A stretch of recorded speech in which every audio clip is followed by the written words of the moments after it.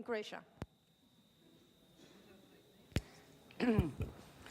Buongiorno, dall'altra parte dell'Adriatico. Io parlo un pochino di italiano e adesso arrivo all'inglese. So first of all, thank you all for hosting us. There are 15 Croatian activists here from Fiume, Spalato and Zagabria. Yes.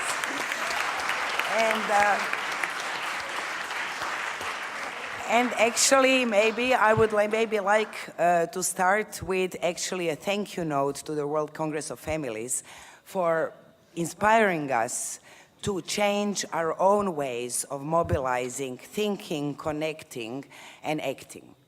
Because we learned in Croatia, we learned it on our skins, and it happened since 2013 when Croatia entered the European Union, that it became evident that the traditional anti-choice movement that has been active in Croatia since we can say 80s at least, renewed itself in its capacity to mobilize and its capacity to infiltrate the political and media mainstream. It happened only 6 months after Croatia entered the EU that a huge referendum campaign was organized to change the Croatian constitution and introduce a heteronormative, homophobic definition of marriage. Then we started looking around and thinking, what's going on? How come these people are suddenly so loud, so colorful, so well organized, using all the infrastructure, making these like really shiny big campaigns and so on? And then we started digging, and the first map that was made through collaboration between activists, journalists, and so on was the map, we called it Octopus Day, where we realized that it is actually Family Business International, where actually like couples and family members affiliated with different small pro-life anti-choice groups are interconnected also in terms of their businesses, economic power, but at that time we were not so clear about their international ties. When we realized that since 2013, the same groups have started attacking different pieces of legislation and policies, anti-discrimination, national anti-discrimination plan, the Croatian position in the UN Human Rights Council, the ratification of Istanbul Convention, educational reform and introduction of civic education and health education, the new family law, the abortion law, the gender equality strategy, the civil society strategy, then we started realizing, hello, this is much bigger thing than just like some kind of local or national thing. Thanks to transnational collaboration with researchers, journalists in other countries, primarily in Poland, but also through our friends in Brussels that are interconnecting different dots, we then realized that Croatia has been intentionally chosen, that it is not some kind of spontaneous or organic mobilization. Croatia performs well in the global map of religious fundamentalists because it is homogeneous, more or less. We have more than close to 90% of declared Catholics. It is very clientelistic. Our democratic institutions are weak.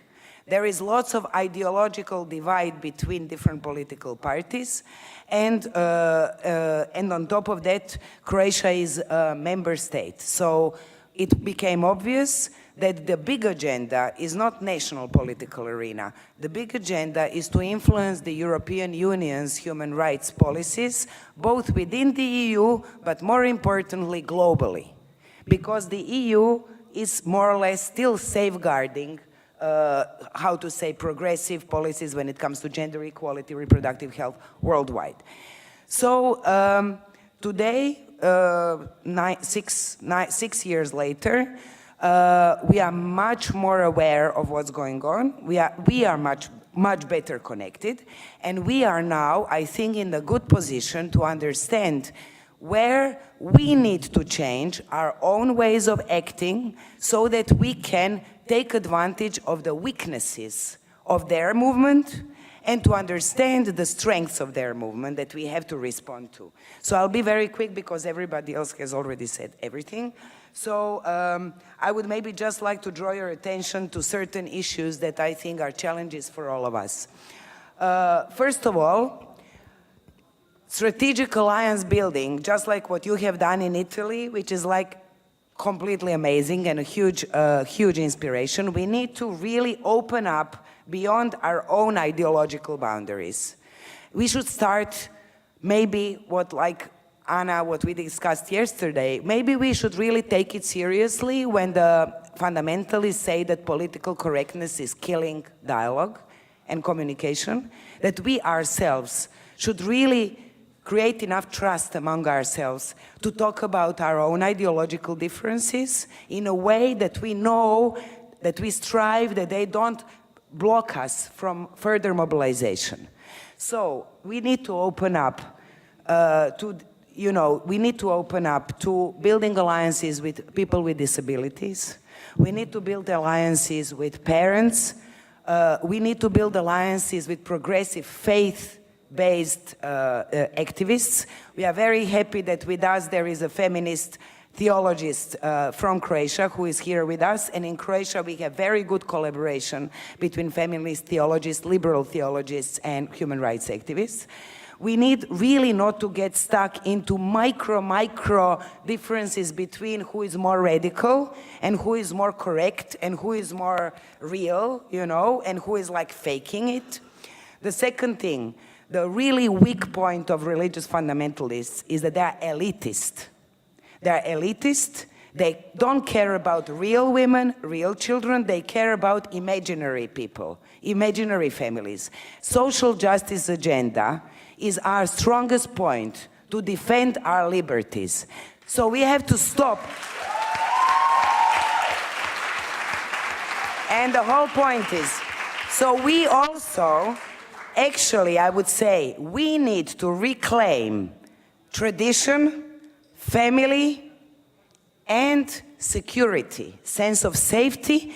And I would go as far and say, let's go and reclaim human dignity in a way that we say that we want to promote our tradition of liberty, fraternity, equality, our tradition of Dante, our tradition of Leonardo da Vinci, our tradition of Eleanor Roosevelt, our tradition of French Revolution, and say Europe is a continent that has really gone a long way from feudalism through to some kind of democracy, and that we do not let them claim that they have a right to tradition and that they have a right to family.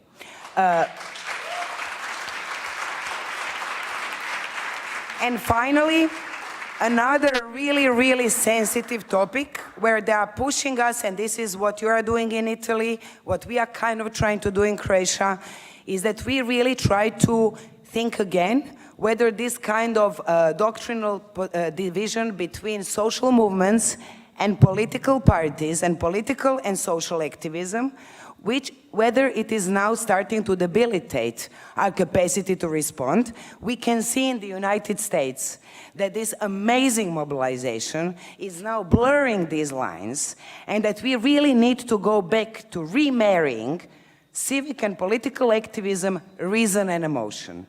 So I believe that this is an amazing, and remarry the tradition and streets, so this is like this room is showing us what we have to do. So the whole point is, let's be brave, let's try to connect as much as possible, let's try to be tactical, and let's try to be proactive.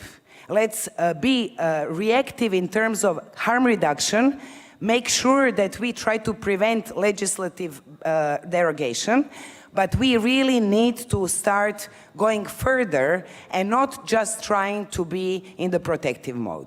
So anyway, that's it.